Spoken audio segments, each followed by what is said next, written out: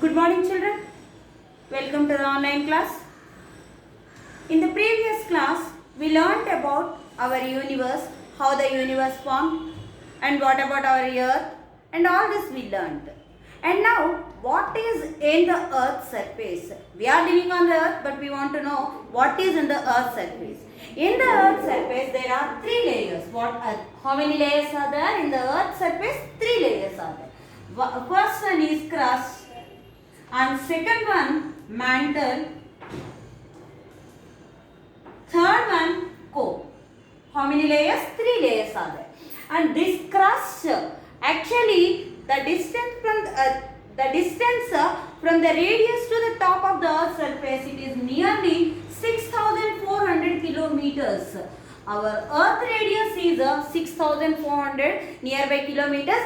So in that, three layers are there. The first one is crust, second one mantle, and third one core. It is the hardest part of the earth's surface, in the interior of the earth's surface. This crust contains various types of rocks.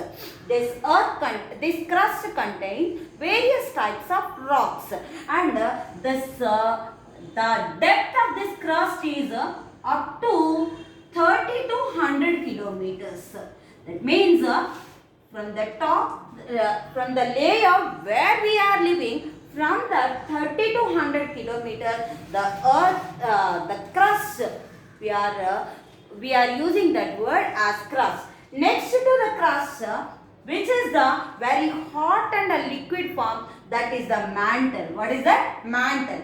The depth of this from 100 kilometers to 2,900 kilometers.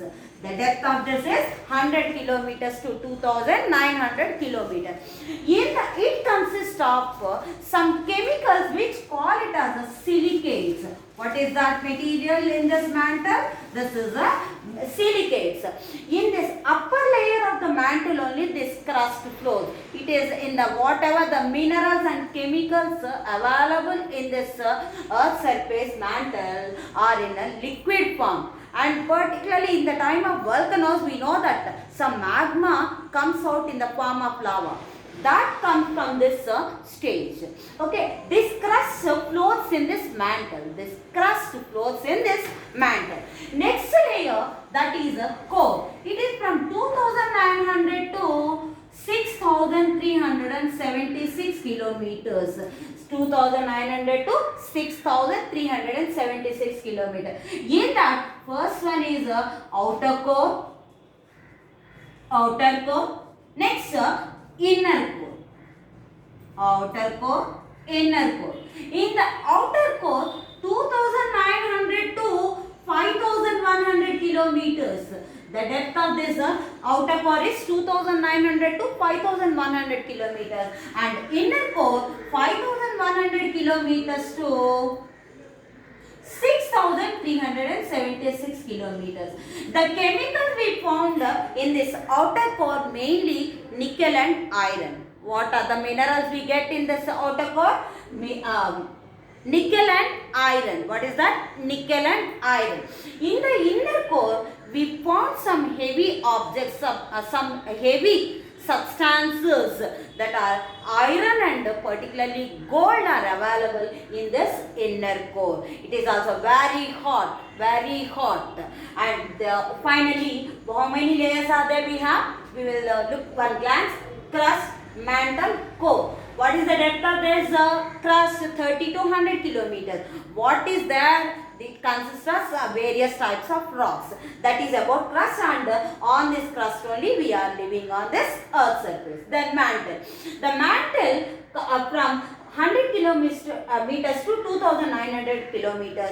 It consists of some chemicals which we call as a silicate. And next one, core. In the core, 2,900 to 6,766 kilometers. In that again, outer core, inner core. In the outer core, we have 2,900 to 5,100 kilometers, and inner core 5,100 kilometers to 6,376 kilometers. And in the outer core, we found nickel and iron, and in this inner core we found iron and gold. Did you understand? Then what happened in this mainly it is not constant in it is not constant. It moves from mantle to crust, mantle to crust.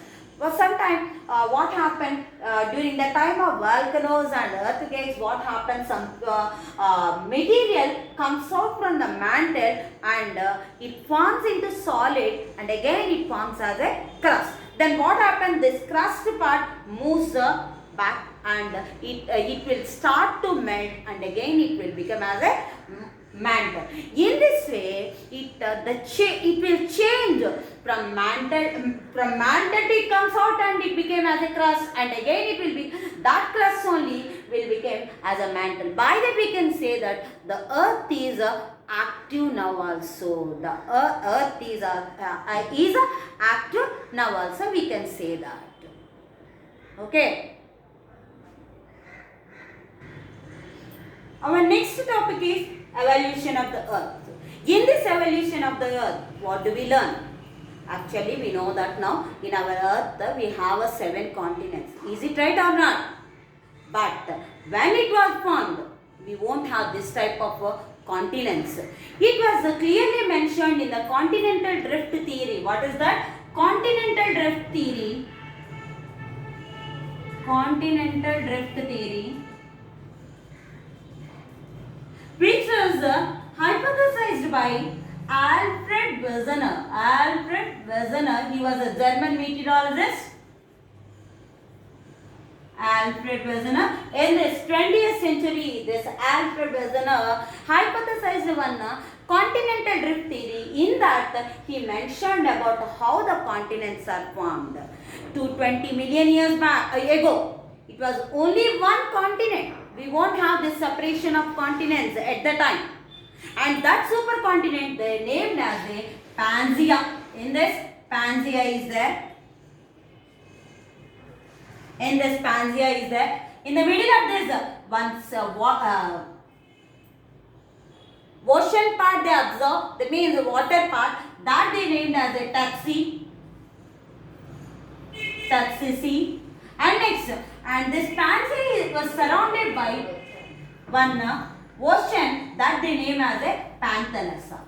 They named as a Panthalassa. In a simple form, we can say that there was only supercontinent, that is a Pangaea, and super ocean, that is a Panthalassa, we can say in simple words. Then what happened? Slowly, this Pangaea was divided into 2 parts. One is Laurentia, and another part as a Gondwana. This Laurentia and Gondwana. The northern part of that means in northern hemisphere, whatever the land part comes under Laurentia, and southern hemisphere land parts comes under this Gondwana. How many parts it was split among? Pangaea, Laurentia and Gondwana. And if we want to know, our India comes in the Gondwana category. And Gondwana, what type of Gondwana lands consists of that type of rocks only we also have. Are you able to understand? Try to copy down all these points in book. Thank you.